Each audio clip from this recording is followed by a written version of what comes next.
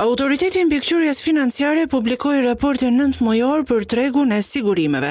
Sipas të dhënave, Sigal Insurance Group vijon të kryesojë tregun duke paguar 23.4% të dëmeve në sigurimet e jetës dhe 44.2% të dëmeve në sigurimet e jo jetës.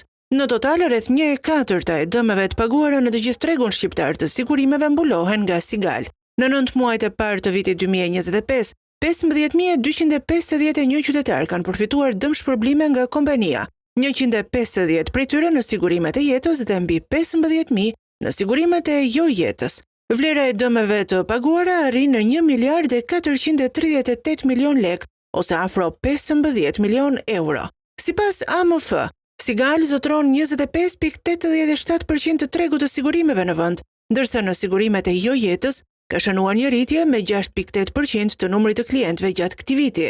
Shifrat rekord të dëmeve të paguara dhe zgjerimi i klientelës tregojnë besimin e qytetarëve dhe biznesit shqiptar te korrektesa dhe serioziteti i kompanisë. Me këto rezultate, Sigal Insurance Group mbetet kompania më e madhe dhe më e besuar e sigurimeve në rajon.